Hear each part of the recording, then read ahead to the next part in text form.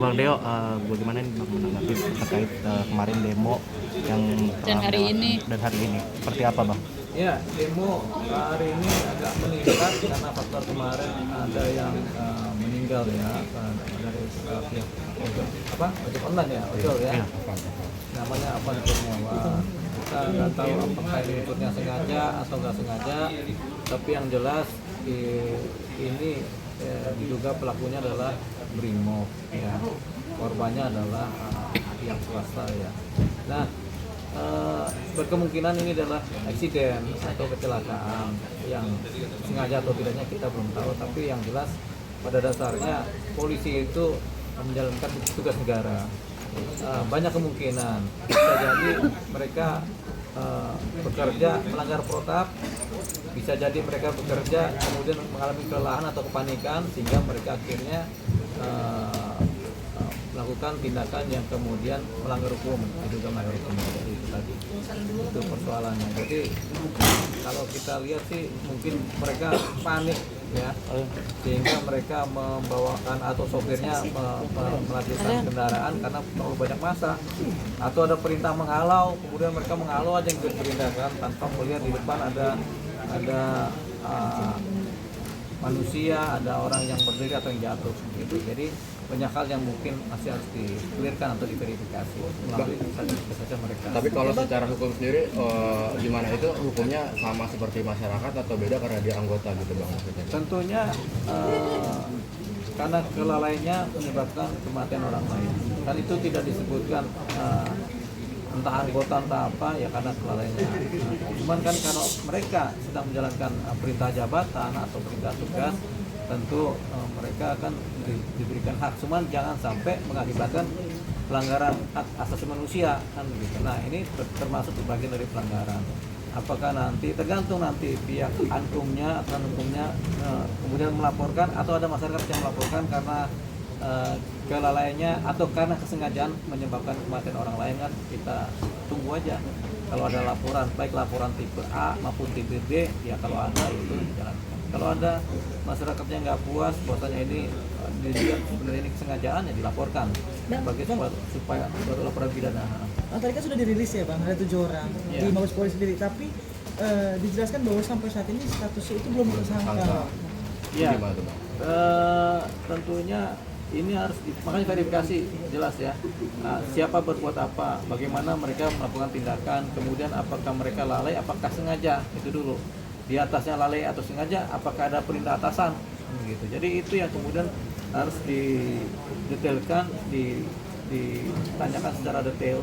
Kalau sudah ketemu itu, baru kemudian bisa dipetakan apakah mereka sengaja melakukan atau lalai melakukan, karena kelalaiannya menyebabkan matinya orang lain kan. Nah itu, setelah itu dapat, bisa dibikin laporan tipe A oleh ankumnya sendiri, melaporkan mereka sebagai suatu laporan polisi, baru mereka bisa ditersangkakan. Atau ada masyarakat atau keluarga yang kemudian tidak puas karena ini memang faktanya adalah meninggalnya seseorang, pihak keluarga kemudian melaporkan menjadi suatu laporan polisi. Ini yang kemudian akan menyebabkan menjadi tersangka. Pada titik tadi pemeriksaan itu adalah pemeriksaan propam, profesi dan pengamanan, yaitu lebih kepada titik berat aturan-aturan prosedur kerja kepolisian. Jadi belum ada hukum pidana yang dimasukkan dalam situ. Jadi hukum pidana harus ada pelapornya. Gitu. Kalau untuk etiknya sendiri Bang, itu secara paksa atau memang udah otomatis? Ya, secara etik mereka melanggar kode etik, melanggar prosedur kerja ya. Prosedur dan ketetapan, jadi mereka melanggar protap kerja sehingga mereka bisa dikenakan pelanggaran. Pada titik tertentu hukuman paling rendah adalah pelanggaran, tapi hukuman yang berikutnya adalah hukum pidana gitu. Kalau mereka terbukti memenuhi unsur hukum pidana, ya nanti KUHP yang bekerja. Kalau misalnya kelalaian sendiri kena pasal berapa? Kalau kesengajaan kena pasal berapa? Kalau barang siapa karena kelalaiannya itu ada pasalnya tuh 339 kalau nggak salah tuh ya. Kemudian kalau mereka sengaja, ya tentunya pasal pembunuhan jadinya, atau penganiayaan berat yang menyebabkan kematian kan. Jadi mungkin mereka tidak maksud membunuh, tapi akhirnya karena mereka nabrak, dilindas, matilah orang kan begitu. Jadi itu tentu ada pasal, tergantung dari kategori fakta-fakta yang dilihat di lapangan ya. Paling rendah berapa? Di 339 berapa? Terus paling besar berapa? Tentu ada hukumannya, ada yang di atas 5 tahun, ada yang 15 tahun. Kalau sengaja tentunya bisa, tapi kalau nggak sengaja kan, kayak kita nggak sengaja berkendaraan nabrak orangnya meninggal kan karena kelalaian. Jadi itu dia. Ada yang 4 tahun, ada yang 5 tahun. Tapi ini bicara soal propam sendiri ya bang ya, mungkin ada perbedaan atau sama aja masyarakat hukumannya dipidana, atau mungkin dari propam sendiri memang ada khusus. Kalau propam mengatur tidak ini?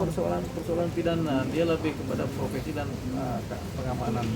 Jadi bagaimana mereka bekerja secara profesional sebagai anggota negara yang diperintahkan bekerja kan. Itu. Nah hukumannya juga sifatnya sanksi kan. Tapi dan bisa masuk penjara juga. Tapi kemudian harus dikaitkan dengan KUHP gitu. Karena yang membuat seseorang di penjara itu adalah KUHP, hukuman pasti ya. Kalau propam itu masuk penjara juga, tapi sifatnya kurungan.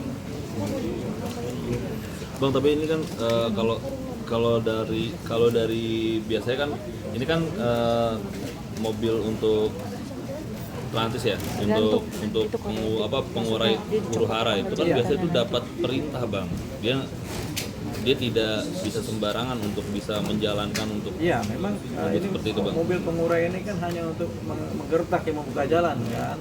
Tapi kemudian selalu ada potensi kemudian yang menyebabkan mencelakakan orang lain. Itu memang harus hati-hati. Jadi si pengendara ini harus benar-benar mengedepankan prosedur supaya jangan sampai ada orang lain celaka. Jadi kalau dia mengendarai ini dia harus tahu nih di depan ada siapa. Dia memang bisa jalan kencang tapi ya nggak boleh juga. Kemudian dia main tabrak-tabrakan. Jadi ini kayak mobil pemadam kebakaran yang ngebut tapi nggak boleh nabrak. Sama kayak mobil ambulans yang ngebut tapi nggak boleh nabrak. Ada terindikasi gak sih mungkin ada arahan juga dari atasan untuk bisa menguraikan biasanya kan itu bang? Ya tentunya kita nggak tahu ya, kalau indikasi kan tergantung bagaimana kita melihatnya ya. Tapi yang jelas kalau dari dalam kita nggak dapat itu adakah apa perintah secara sengaja untuk ngapain enggak. Tapi yang jelas perintah sederhana ada, yaitu tolong ini gunakan sebaik mungkin untuk mengurai supaya konsentrasi massa tidak terbentuk kan. Mungkin begitu. Bang, misal dikurung gitu bang, itu jabatannya langsung dicopot atau ada kemungkinan bisa kerja lagi bang?